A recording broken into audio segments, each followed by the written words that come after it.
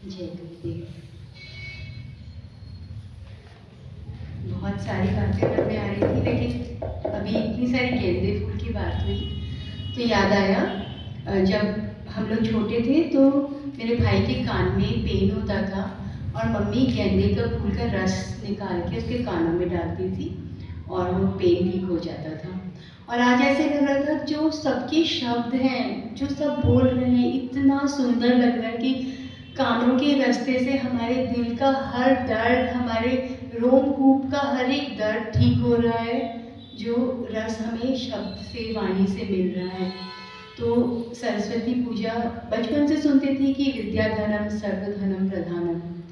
विद्या के ऊपर हम सबको लगता है कि हमें पढ़ते रहना चाहिए, अच्छी अच्छी बातें पढ़नी चाहिए, अपने आप को और एजुकेट करना चाहिए।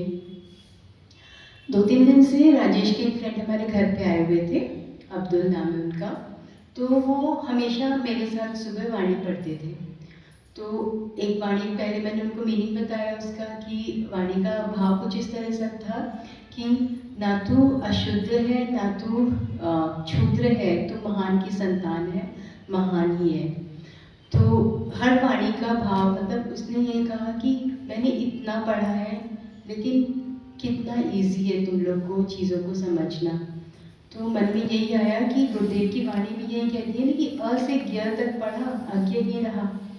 तो हम कितना भी चाहे वेद पुराण यदि हम पढ़ भी लेते, पढ़ते ही नहीं। पहले तो जैसे ऋतु ने कहा कि इंक्लिनेशन ही नहीं थी, हर फेस्टिवल को थोड़ा ऊपरी तौर से ही समझते थे, उसका इंटरनली इतना ज़्यादा कुछ करते ही नहीं थे। तो धीरे धीरे और इंक्लिनेशन, जितना जितना मॉडर्न वर्ल्ड में जाते जा रहे हैं, सब चीज़ें छूटती जा रही हैं, लेकिन उसके अंदर का निचोड़ जो कस है वो तो गुरुदेव ही हमें समझाते हैं। यहाँ पे हम सरस्वती की बातें, सरस्वती के हाथ में शस्त्र नहीं शास्त्र है, शास्त्र का भी मोल करना हमें गुरुदेव ने ही सिखाया है। शास्त्र के अंदर क्या लिखा है, हम तो अगर पढ़ भी लेते तो क्या ही समझ पाते, या तो केवल शाब्दिक अर्थ ही समझ पाते, उसका मर्म तो यहीं पे आके मिलता है।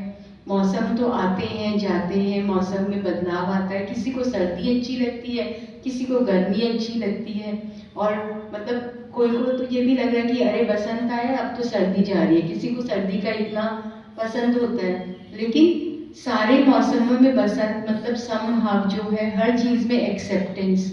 बसंत का मतलब तो यही है ना, क्योंकि गर्म सर्द तो होती रहेगी, जो एयर कंडीशनर गर्मियों में इतना सुहाता है अब नहीं सुहाता। तो ये सारी चीज़ें संसार में होती है। कोई चीज़, मतलब जो भी चीज़ होती है, चांदी का मूल्य बढ़ गया तो किसी को कितना फायदा हो रहा है, किसी का नुकसान हो रहा है।